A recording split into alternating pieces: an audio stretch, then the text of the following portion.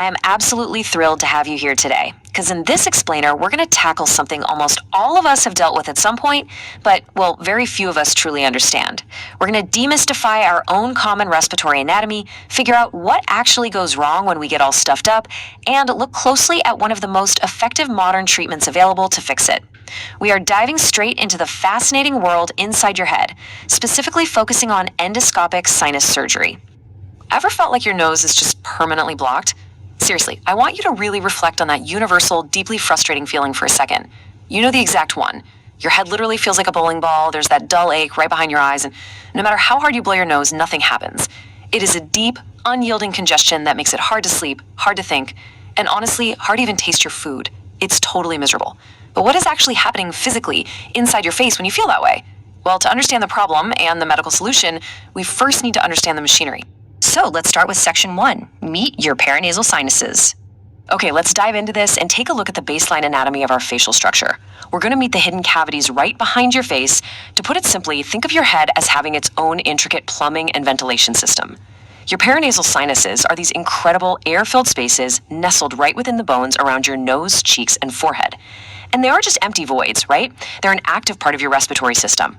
And just like any good ventilation system, they don't operate in isolation. They are connected directly to the inside of your nose through a network of very tiny pipes, or small passageways. When everything's functioning normally, air flows in and everything stays perfectly balanced. Now, what keeps this whole system running smoothly? Well, that brings us to the nasal mucosa. This is a highly specialized, thin layer of tissue that lines the entire inside of your nose and all of those sinus cavities we just talked about. You can kind of think of the nasal mucosa as the maintenance crew for your internal plumbing. It's constantly working to regulate the environment inside your nasal passages, ensuring the whole system remains functional, clean, and well lubricated. And how exactly does this maintenance crew do its job? By producing mucus. I know. Mucus gets a really bad reputation, but it actually performs absolutely essential duties for your body. This thick, slippery fluid is vital. First off, it keeps your nose from drying out. Second, it acts like a built-in humidifier, moistening the dry air you breathe in before it hits your lungs. And most importantly, it's your body's frontline filter. It traps invaders, protecting you against germs, dust, and pollen that try to enter your respiratory system. It's honestly an amazing, naturally occurring defense mechanism. Which brings us to section 2, when sinuses get blocked. But, as we all know, sometimes this brilliant natural plumbing system breaks down. And when it does, it tells a really frustrating story. In a healthy state, that mucus we just talked about does its job and then drains freely out of your nose and down the back of your throat through those tiny passageways. It's a continuous self-cleaning cycle. But in an inflamed state, your mucosa swells up, maybe due to an allergy or an infection, and because those connecting passageways are already so small, even a little swelling causes a complete plumbing backup.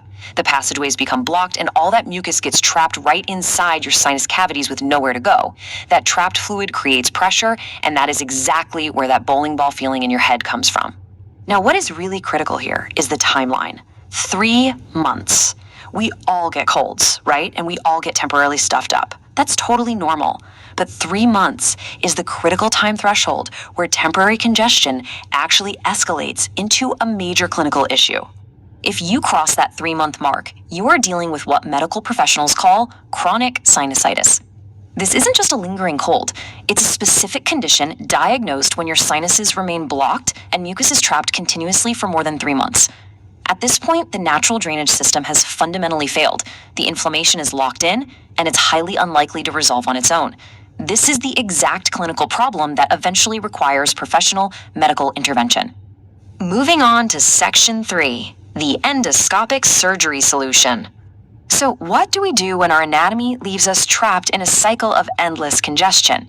Well, the good news is modern medicine has a highly effective, elegantly designed solution.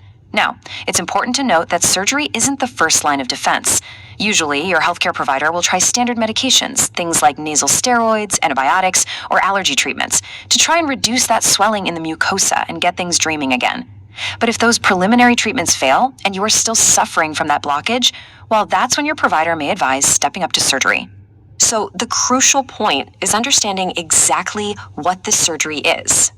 Endoscopic sinus surgery is the standard, most frequently used medical procedure to treat chronic sinusitis today.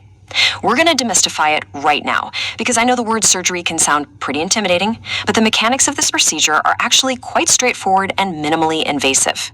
Let's walk through it. Step 1. To start the procedure, the surgeon will insert a thin tool called an endoscope into your nose. Now, the magic of the endoscope is that it has a tiny camera and a light right on the end of it. Step 2. The images from that camera are sent directly to a video screen in the operating room, giving the surgeon a clear, magnified view of the inside of your nose without having to make any external incisions. Pretty cool, right? Step 3. Guided by that camera, your surgeon will carefully look for and remove whatever is blocking the opening to your sinuses. Finally, step 4. With the blockage physically removed, the plumbing is restored. Mucus can once again drain normally from your sinuses, immediately improving your airflow. It's essentially just clearing the backup in the pipes. And finally, Section 4, Recovery and Better Breathing. That brings us to the post-operative outcomes and getting back to feeling healthy and being able to breathe freely. The recovery process for endoscopic sinus surgery is generally quite brief.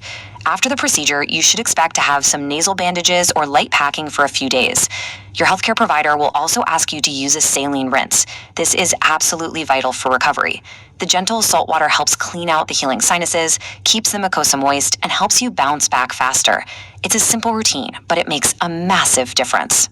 Which leaves us here. Could your lingering congestion be more than just a passing cold?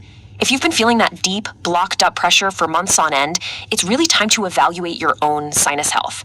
You don't have to just live with a broken internal plumbing system.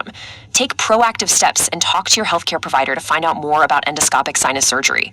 After all, if something as simple as clearing a microscopic passageway can entirely transform the way you breathe, sleep, and live, what other incredibly complex hidden systems in your body are just waiting to be understood?